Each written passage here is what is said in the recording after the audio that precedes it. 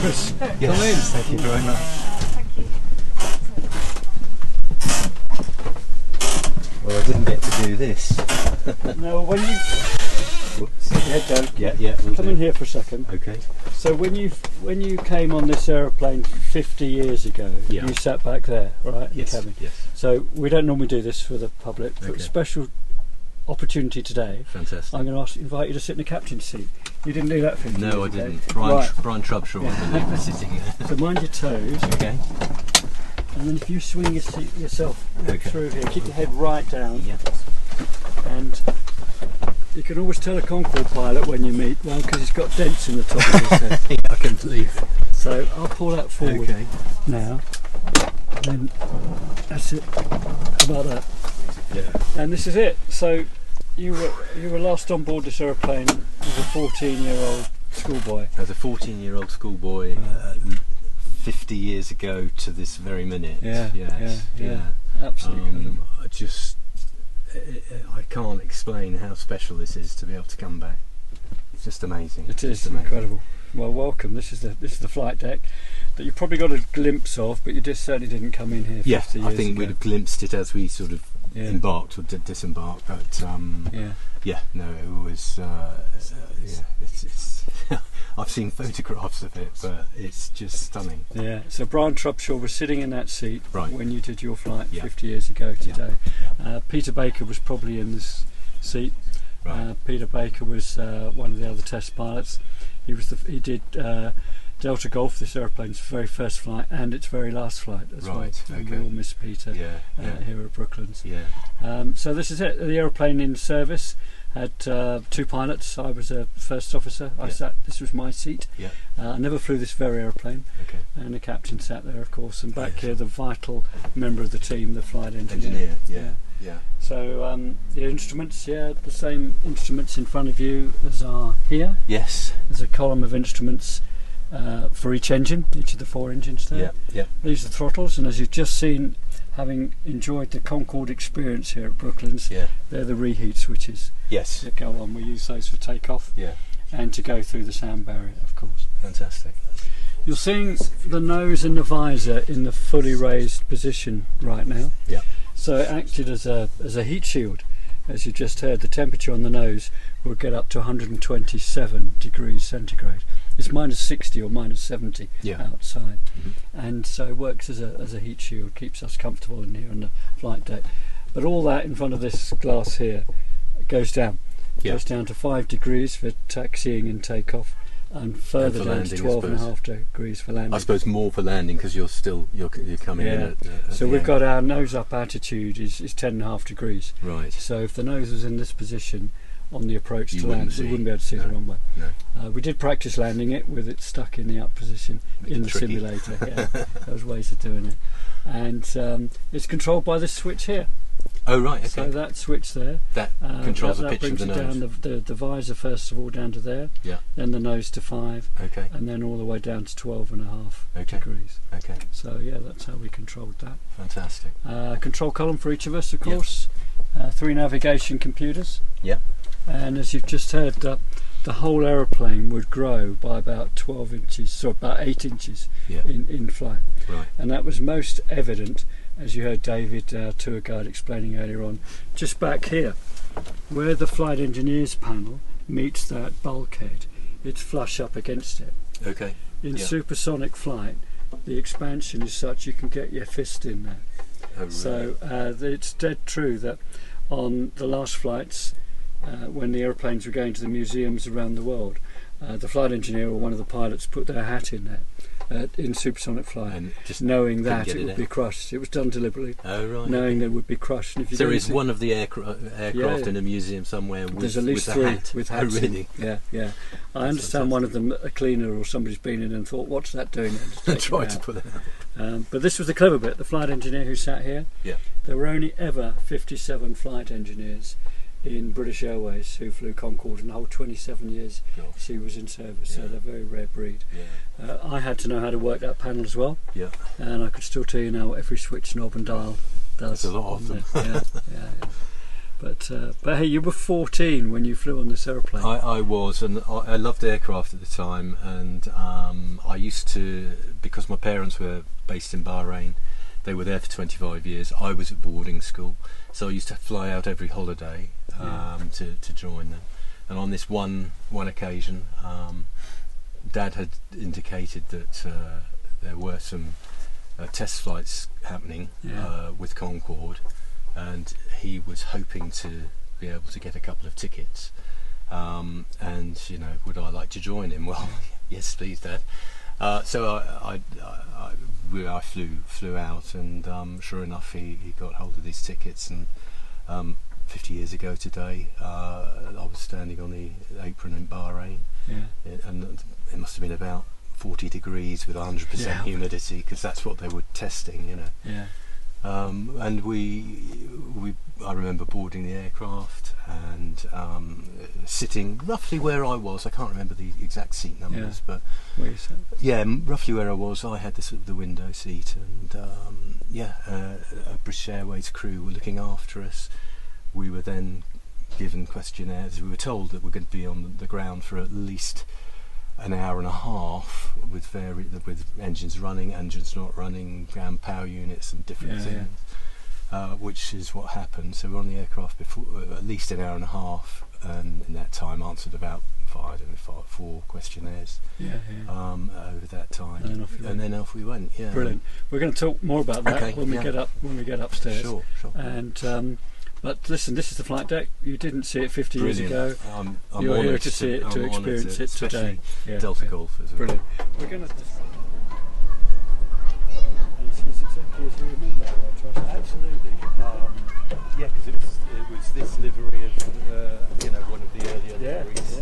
I have to say that the one it retired with looks so fantastic on the aircraft. I don't know what they call the liveries, but that's the Chatham Dockyard. Is it? Oh, it's fabulous. And it still makes it look futuristic. It really does. Yeah, it suited the aircraft so well.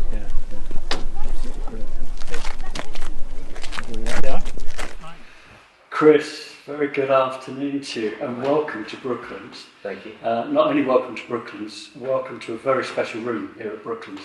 We're sitting here in Barnes Wallace's former office right here at Brooklands, and we've just had a great time together. We've just been on the Brooklands Concorde Delta Golf here on this lovely summer's day. But you're here, you've come quite a long way today to go on Delta Golf for a very special reason. Why have you come here today? Well, I've come over from Lewes in East Sussex, where I live at the moment. I probably tail end of last year, I realised that it's the 50th anniversary of Delta Golf, and certainly realised that it was the 50th anniversary of me flying on one of the test flights from Bahrain on the hot weather trials they did today. So I instantly got onto the Brooklands website and saw how the Concorde program, the Concorde tours worked, and thought, right, I'm going to try and time it so I can be either on the aircraft or boarding the aircraft at the time I would have done exactly 50 years ago. So sure enough, I found the 12:30 or 12:25 tour, or flight as you call it, was perfect, because it was around about 2:30 in the afternoon that we all boarded Delta Golf in Bahrain. Brilliant. So we've just done the 12:25 Concorde Experience Indeed. Here at Brooklands, which is open to the public. I mean, yes. That was, I just booked it through the website and timed it myself to sort of match the time. So we went with lots of other guests who were just here enjoying the Concorde Experience at Brooklands, but they didn't realise the significance of you being on the aeroplane at that very moment. So 50 years ago today, what happened in Bahrain? You said you boarded the aeroplane and you went off on a test flight to do with the hot trials. I mean, as a 14-year-old boy, if I may, that must have been an incredible experience. Oh, it was absolutely amazing. As I said, I used to fly. My parents worked in Bahrain, and they worked there for 25 years. But this was in their first sort of 10-year stretch there, and I flew out on one of my school summer holidays because I was at boarding school back here in Surrey actually. And when I got there, my dad said, "Look, I've got a bit of a treat for you, son." He said, "You're aware that Concorde is going through a big test program at the moment throughout the world. It's based here in Bahrain for a week or two, and they're doing hot weather trials. And British Aircraft Corporation have allocated a number of tickets to various commercial companies over there, and a number of government offices over there, and my father worked for the government over there." And he said, "I've managed to get us 2 tickets." Wow. So he said, we've got a flight on a test flight. That's fantastic. With Brian Trubshaw. With Brian Trubshaw as the captain. Indeed, yeah. Who was already famous or infamous for being the test pilot for Concorde, the UK Concorde. Absolutely. So Concorde first flew on the 2nd of March in 1969, and that was in Toulouse. Yeah. And it's incredible footage of that very first flight. We'd only just got colour television, 1969, and the Americans put a man on the moon just a few months later in July the same year. So it was an incredible year. And Brian Trubshaw first flew Concorde in the UK the following month, in April 1969. And Concorde, of course, was the most tested aeroplane. So that very first flight in early 1969 was the start of 7 years of testing before the aircraft went into service, commercial service, on the 21st of January 1976. Yeah. And Delta Golf, right here at Brooklands, was a major player in that testing and development process for the whole of the 7 years. She first flew, as you just said, over 50 years ago, 13th of February 1974 was Delta Golf's very first flight. Yeah. And you flew 50 years ago today. So you climbed on board that aeroplane. Yes. And Trubshaw was in the captain's seat. Yes. Who else was on board that day? It wasn't full of 14-year-olds. No. It was I think I was maybe one of 2 teenagers on board the flight that I had to go on. There were a number of flights over a period of days, and obviously this was just one of them. The rest were all sort of businessmen, expatriates that had to live over there. Bahraini Arabs that lived there. So it was a complete cross-section, because they wanted a complete cross-section of people who travel a lot, who fly a lot, because they wanted comparisons. I think, ideally they wanted, we were made to work by answering lots of questionnaires, I think I told you.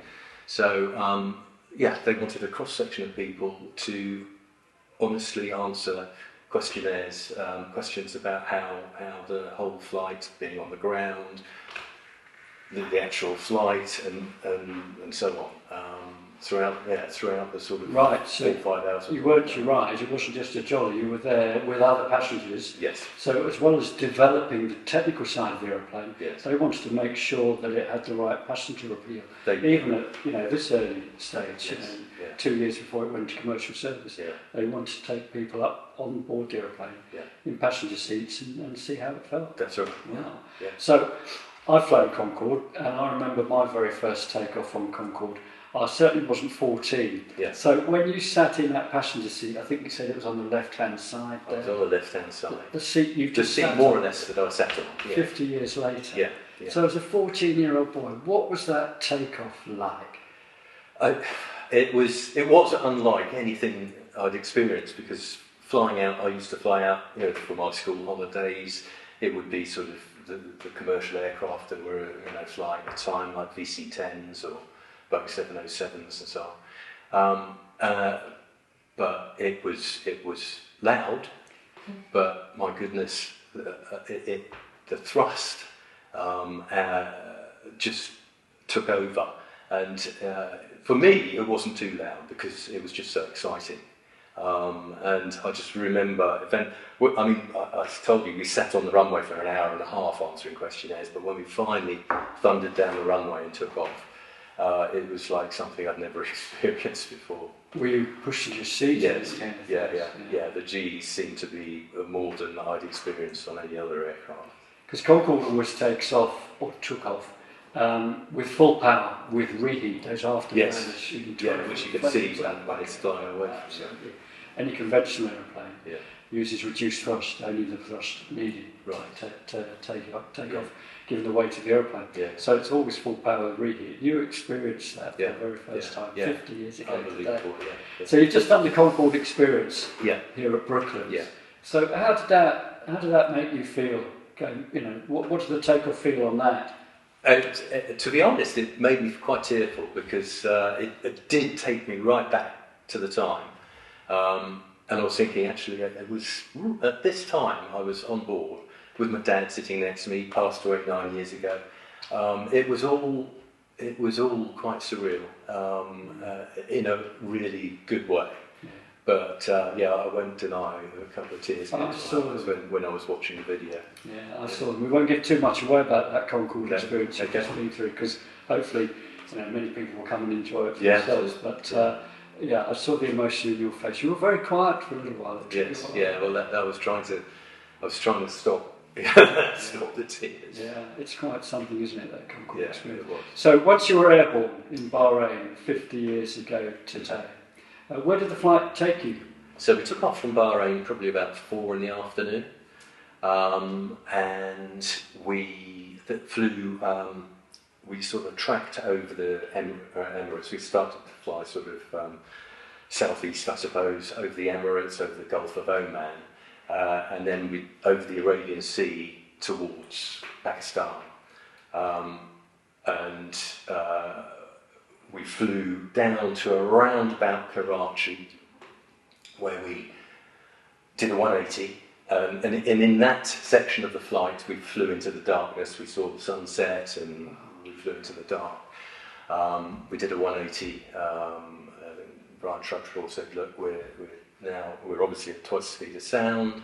We're now going to turn around and we're going to head for Kuwait, so we're going to overfly Bahrain, and because of the speed we're doing, we will catch the sun up, and when we overfly Kuwait, it's going to be daylight, and then our intention is to do a 180 again, fly back down the Gulf, land in Bahrain, and it'll be dusk, and that's exactly what happened. So you saw the sunrise in the west? Yes, I saw the sunrise rise in the west, which was an unbelievable.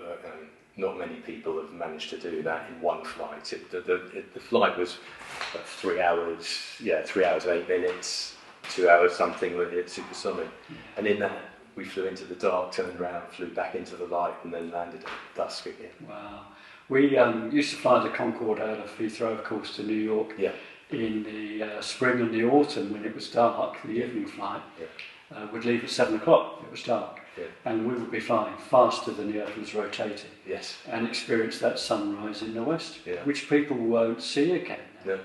No. So you were one of the very first passengers, I would suggest, to see the sunrise in the west on that flight. So I know what it's like, but tell us what it was like going through the sound barrier. Did it mean much to you at 14? Did you realise the significance of that? Yes, I mean, I realised it was very significant.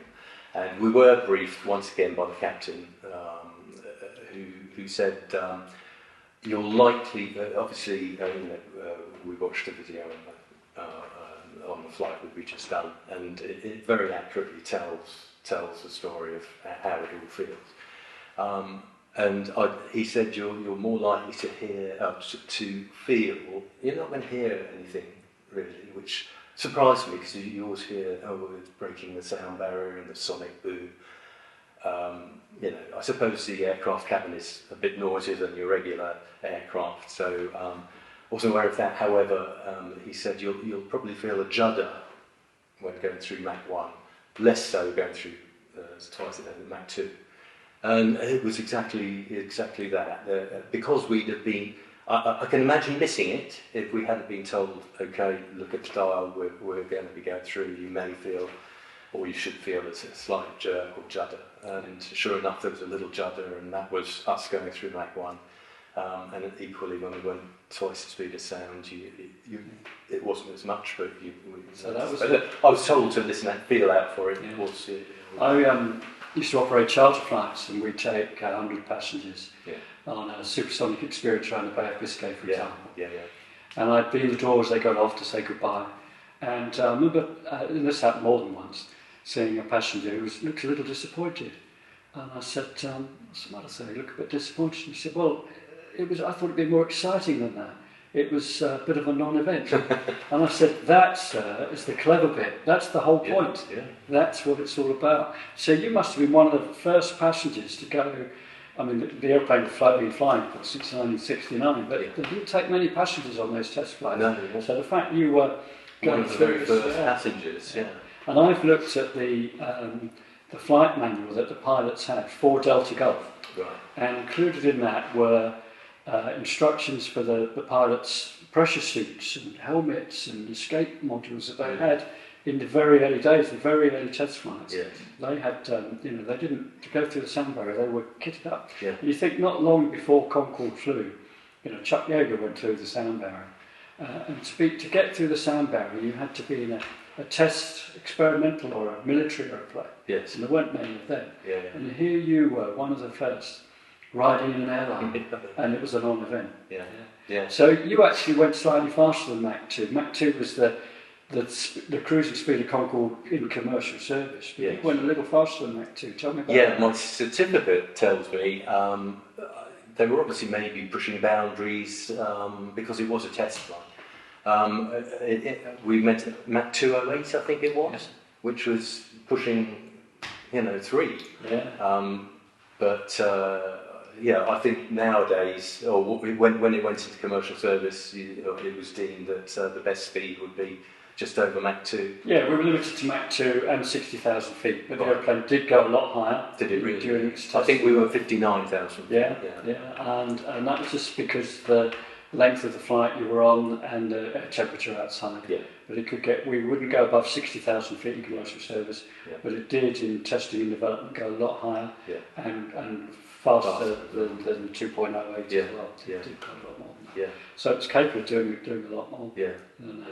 And so you met Trubshaw.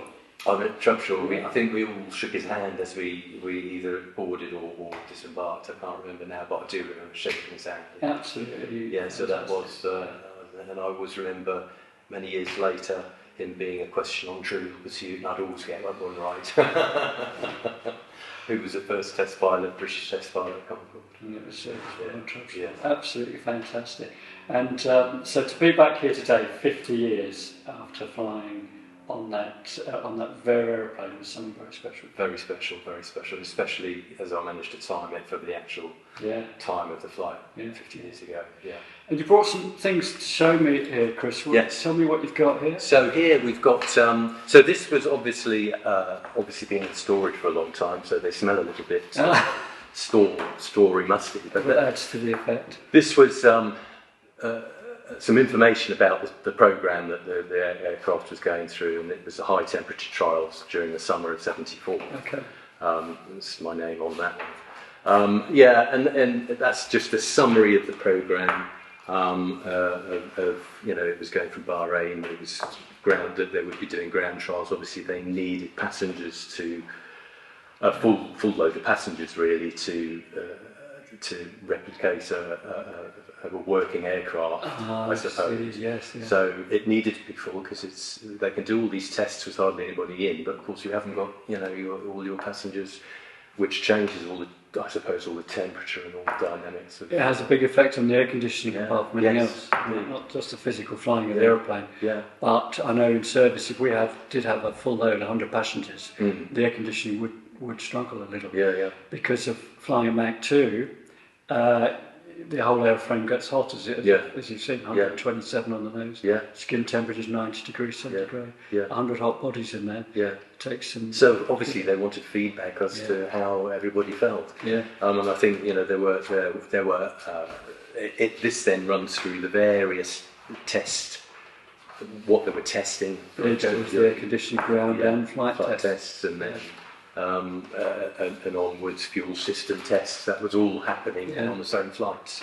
Yeah, so Bahrain, of course, was the first destination that Concorde went to until the 1st January 1976. Yeah. So it's very relevant that you were testing in these very hot conditions. Yeah. And having been to August, that would have been hot. August is Bahrain would have been I've seen temperatures well in excess of 50 degrees centigrade.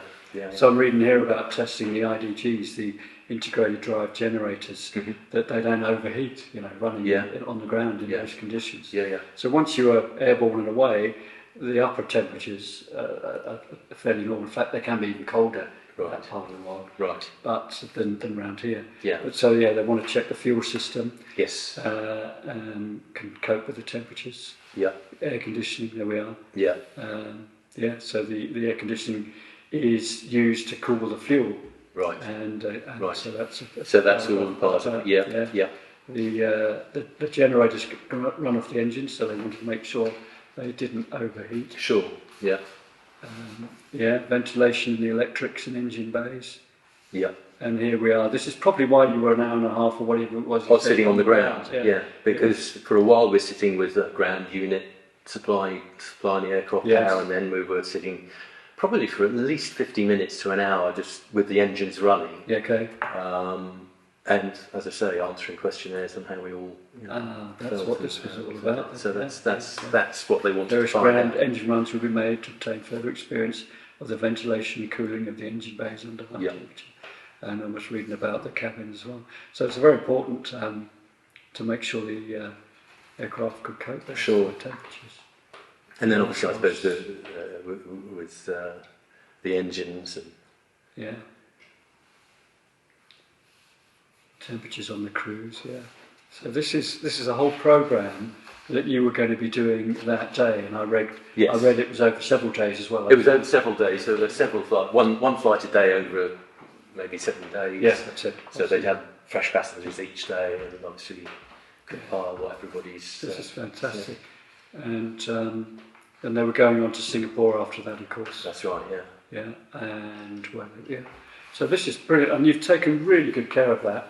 So continue to do. Also, I mean, this is also relating to the program, because this is the chunk of time. So this was between August 9th and 19th flights and hot soak periods. So I was on one of those flights in that. But as you say, then it went on to Singapore, and then I think they started to go on a sales program, which I think that might relate to Concorde World Shrinker.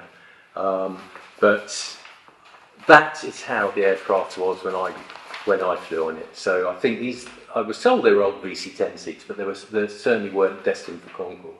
And this was all the instrumentation that was, which I presume was measuring air temperature. I haven't seen this before. So it is. There's quite a few proper passengers. Yes, they had it. It's like a full aircraft. Okay, so that really is set up. I hadn't appreciated that. And do you remember how many of you were in that passenger cabin? I can't remember, but it was full. So I'm not sure how many. But there was some test equipment. There would have been test equipment around. There was apparently all the bins were all the sort of hat racks or whatever you call them. Fitted with monitors. And test equipment. So you couldn't get into those. You think but there must have been at least, I don't know what. Because they were quite small seats, they weren't like the luxury that we were sitting in. Right. If we had 100, they were quite small. Okay. So, but I would imagine at least 100. For the flight. Well, it wouldn't have been more because we only had 100 in commercial. Well, it may have been less, but it was a full. However many seats were on there, and it looked like a full sort of competence of seats. Did they carry out any testing to make sure they could chill the champagne properly? I think all that was because of course British Airways were crewing it, and we were given a meal on the flight, a very nice sort of first class meal. Champagne was flowing. Obviously, 14-year-old Dad might let me have a sip. I think I was on coke. They were testing all of that. Well, in fact, I just read here 2 galleries for serving cold meals are fitted at the rear. 5 cabin crew of British Airways accompanying the tour, so etc. etc. So indeed, it was part of the programme. So we're only 2 years from going into commercial service now, but when you were flying on the aeroplane. So a lot of the technical testing's been done from 69 and through to the mid-70s. So what we're learning here, what you were involved in, and I say involved, not just along for the ride, is here really some of the testing before going commercial. Yeah. So the aeroplane's physically able to cope with these hot temperatures, and also that the cabin. Yeah, and all the things that are involved with. You've just heard when you did the tour just now that Concorde was the first aeroplane to be fitted with carbon brakes, and I've just turned this page here, and here's Concorde 02 now fitted with carbon brakes, started taxi trials, and we're flying the first weeks of August. Yeah. So these carbon brakes are new. One of the many great innovations of Concorde. And when you landed, I suspect it was a very rapid deceleration process. Yes. Do you remember that? Yes, vaguely. Yeah, because years ago. at least Because I've been on the aircraft for 3 hours or 4 hours, 4.5 hours or whatever. Yeah. The end of the flight, of course, I'm thinking I don't want it to end. No. I'm not remembering quite so much, but yes, I'm sure. It would have been a very sort of rapid deceleration. It's amazing, absolutely amazing. So all this is 1974. 74, yeah. And it's, the 5 aeroplanes that were serviceable by then. Yeah. So the 2 prototypes. Yeah. And right here, Delta Golf. Indeed, yeah. She's done 42 flights. Yeah. Wow. And she, first flew 13th of February 1974 and flew right up until 1981. Yeah. So this is the Concorde, this is the tour brochure. That's obviously come with all the paperwork, and so it looks like it's like a sales brochure for this whole programme, which was handed out. Yeah, and Delta Golf was very involved in all of that. A few facts and figures that were given to the passion. And yes, and then they've got examples of how much time you can cut off all your various normal sort of flight, but a lot of it it all sort of unravelled a bit, didn't it? It did. Well, I mean, this route structure here, which was proposed, has lines all over the globe, and there were 130 or so orders for Concorde originally, with many airlines, including Ryanair and British American Airlines, who were going to take the aeroplane. But of course, it was British Airways and Air France that ended up with her. And we went into service in 1976, and we flew her for 27 years. Yeah. Most successful. Yeah. Absolutely incredible. Yeah. And we went on the Concorde Experience just now, and I stopped to speak to 2 of the youngsters getting on board the aeroplane, because they couldn't have been 20 years old. So there's people. There isn't a child on earth that's ever seen Concorde fly. No. It's phenomenal. Yes, it is. Just show me the certificate you've got here. Yes, so this is somewhat faded, but and I found my dad's before we packed up their house motor when my parents died. Yeah. And I have it somewhere, and it's more pristine than mine and Brian Truckshaw's signature, but I've had this proudly on the wall. Yes. But that's it. So obviously it's got the aircraft, how fast we flew, the altitude. 3 hours and 8 minutes. 3 hours, 8 minutes, 2 hours 26 of that supersonic. Yeah. That's very special. It really is special. That's very special. Yeah. Absolutely brilliant. Yeah. And then that was just a photograph, but I've tried to replicate earlier on. Just before we boarded in Bahrain. So I've changed a bit. Not a lot. You've done very well. Yeah. I must admit, as I said to you earlier, when I knew I was going to be meeting somebody who flew on Delta Golf 50 years ago. Yeah. I was quite surprised to see such a young chap. Thank you. Well, I was young then, so. But no, that's a fantastic photograph. Really good. So, what would you say to anybody watching this who's in 2 minds about coming to Brooklands and doing the Concorde Experience? I would say, don't even think about not coming. It's for me, and obviously it has a lot of relevance for me. It's a no-brainer. You've got to come. The whole the Brooklands Museum I've not been before either. It's always been on my list to come to, but of course it all came together with this date. It's just something. It's such a lovely museum, and the Concorde Experience is out of this world. The knowledge that everybody has, obviously yourself and everyone around it, has been astounding. And I've loved it. Brilliant, that's fantastic. You met David, who did the tour. David did the tour, he was fantastic. The Devon David's one of our hundreds of volunteers here at Brooklands, and they're the heart and soul of the place. They've all got incredible stories to tell. Indeed. And many of them are here in retirement. Yeah. But they probably did something very significant in their careers, either with Concorde or with it, or around it, or involved with it. They bring so much energy to Brooklands. So, Yeah. well, hopefully you can enjoy the rest of the afternoon here and see some of the airplanes. Sure. Chris, thank you so much for your time Thank you very today. much. It's an absolute pleasure to have met you Absolutely. and spend time with you And today here at Brooklands. Yeah, thank you. Thank you.